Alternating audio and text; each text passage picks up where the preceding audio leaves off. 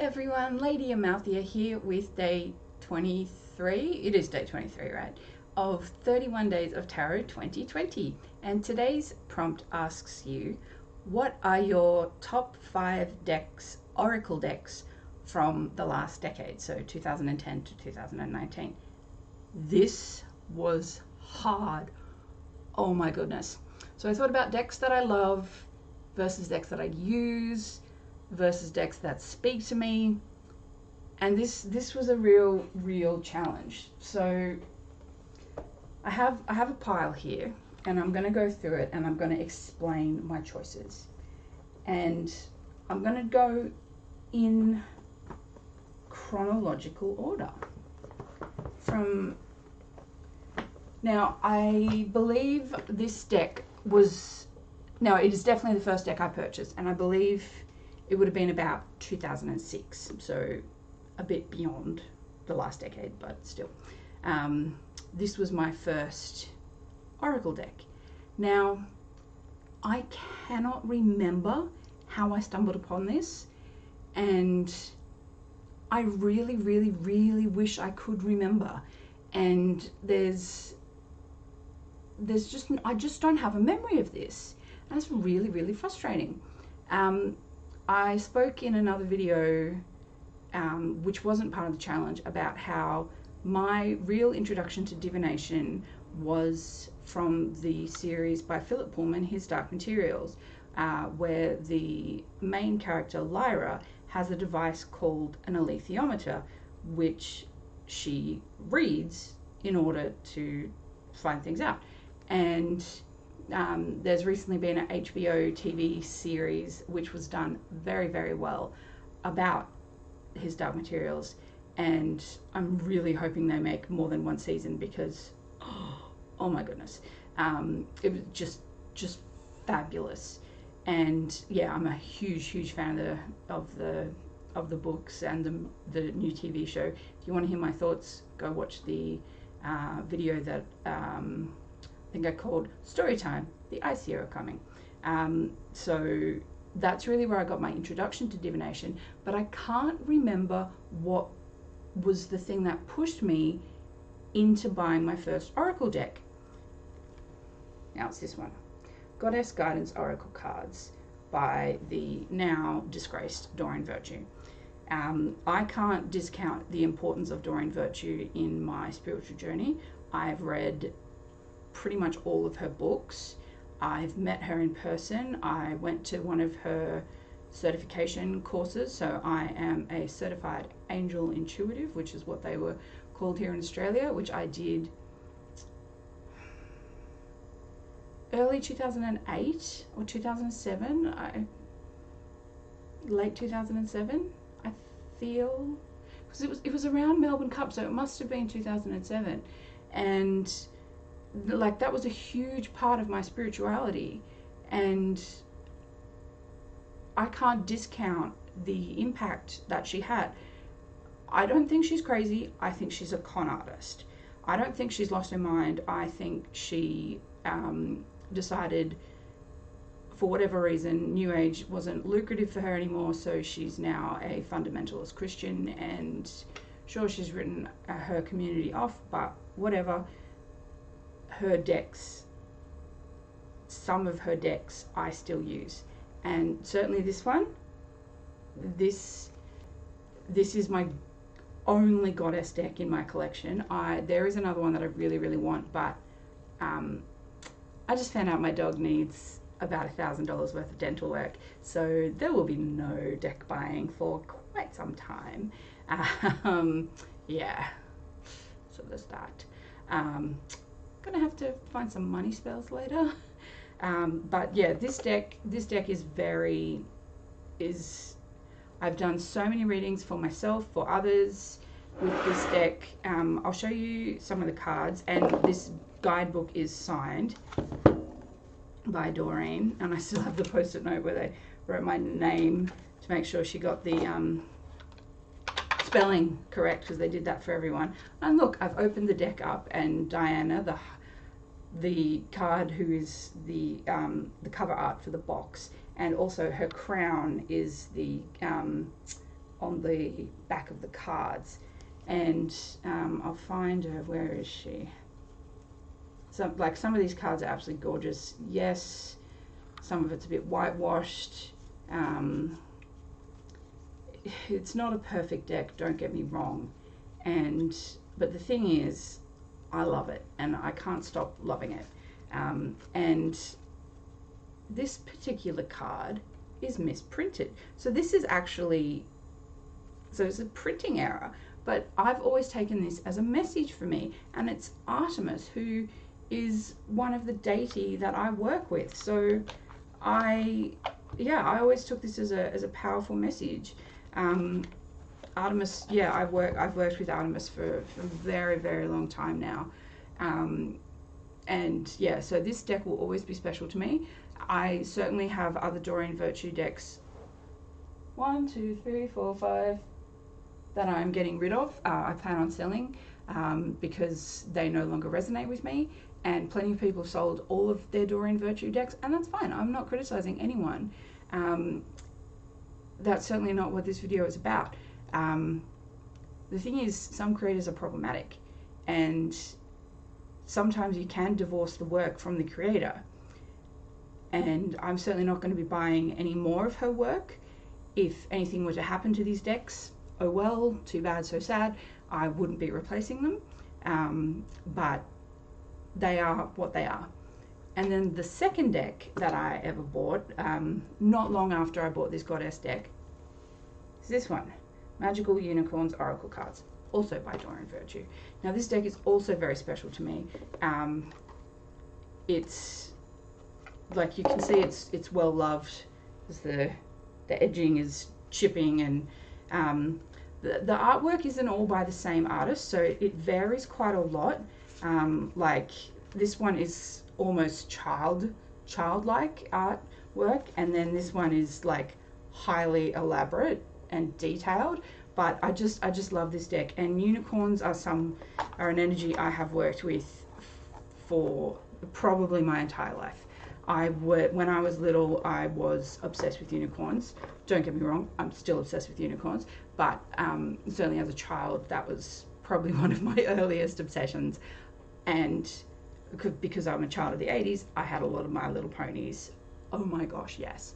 I've never seen any of the new stuff. It's just too weird. I just can't. It's just too weird. So I do have other Doreen Virtue decks that I'm holding on to, that I just haven't quite decided if I will keep them or not. I'm pretty sure the only one I've kept, I'm pretty sure, don't quote me on this, is the Archangel deck, which is a beautiful deck. And she may have given up Archangels. I have not. I have had very many powerful experiences with Archangels. It's your choice whether you believe in them or not. I'm certainly not forcing my belief upon anyone, but I personally believe, and it could be because I come from a Christian background, that angels are powerful and archangels are just incredible. So I do work with angels. I know they're not for everyone, and I would certainly never push my belief upon anyone. And I mean, I imagine the people who are watching these videos are probably into a lot of these kinds of things anyway. I mean, fairies, unicorns, angels, goddesses, gods, divinity, deity, bring it on. That's just my thing.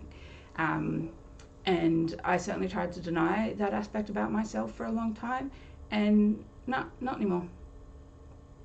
I'm not always necessarily, going to tell all my new friends, hey, look, I totally am into unicorns. Maybe not, but, I'm saying it on YouTube, so who knows who's watching. Then another deck that is very special to me is the Animal Dreaming Oracle by Scott Alexander King. Now, I did mention this in another video. I just can't quite remember which one yet, but this is Scott Alexander King is an Australian creator and a lovely, lovely man. I have met him, and he's just fabulous. I can't quite remember if this deck is entirely Australian animals. Yes, it is. Yeah, I'm just reading the box, and it is definitely all Australian animals. I can't quite remember when I purchased this. I know where I purchased this, which is a beautiful metaphysical store that I took many classes in early in my magical journey. And before I left Sydney, before I moved to Perth, I took one last trip there and bought some just lovely crystals. Oh my goodness. Can I reach it? Including this gorgeous, sorry, giant head, this gorgeous piece of selenite, and it was like $10. Look at this huge chunk. I went to another store. I'm not naming names here because that would be rude, but I went to another metaphysical store closer to where I was living at the time, and like for chunks this big of selenite, they were charging $10. So much better value at this particular store. Sadly, that store is in the store that I like is in Sydney, and I have not quite found any stores here in Perth that I totally vibe with yet, but you know, it's a bit of a small population. So there is that. But yeah, Scott Alexander King, I have most of his decks. He has a world dreaming, animal dreaming deck. So it has animals that are not Australian animals, and the creature teacher deck, which is a round oracle deck, which is just gorgeous. I need to work with it more. And I have some of his books, and I really want to get some of his meditations because he is just amazing. He teaches courses at Taronga Zoo, which is like the zoo in Sydney, and it's one of my favorite places.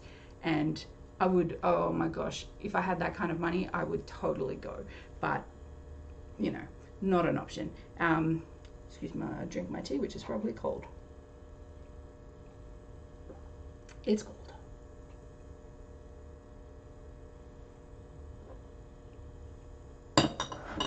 Oops, sorry, I do apologize for this video's length, but turns out I have a lot to say. And then next deck is another animal deck that I've also mentioned on this channel. Ooh, upside down. Stephen D. Farmer Power Animal Oracles. Now, this deck is just gorgeous.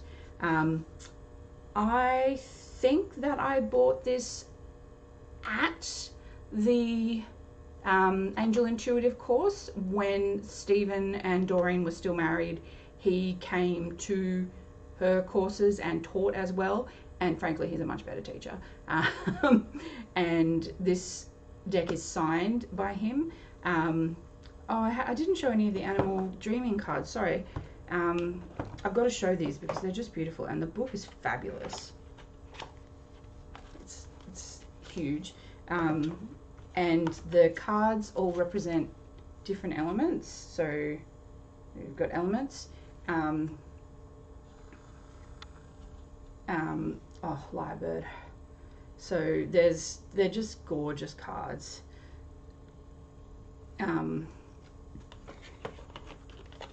But I would say they're very much catered to an Australian audience because they're entirely Australian animals. So, but yeah, so the Stephen D. Farmer deck is, he did sign the book because I did buy it basically from him. And it's a gorgeous deck.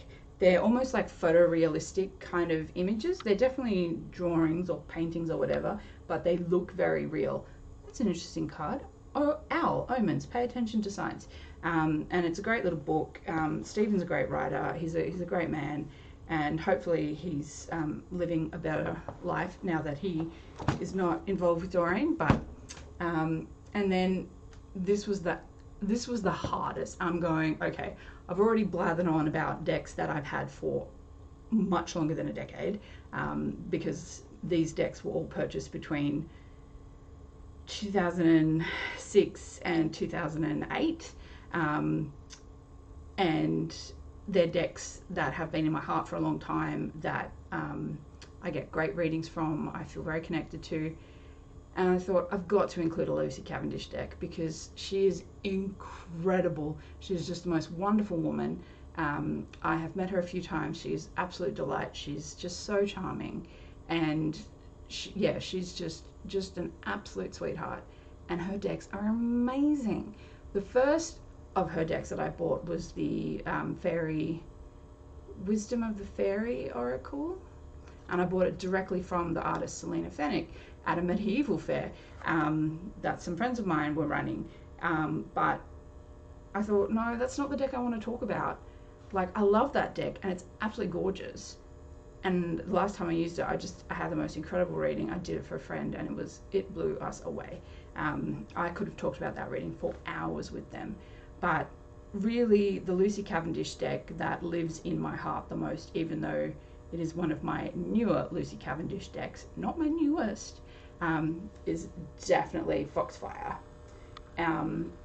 I've gone on about this deck so many times on this channel, like you're probably sick of it, but I'm never sick of it.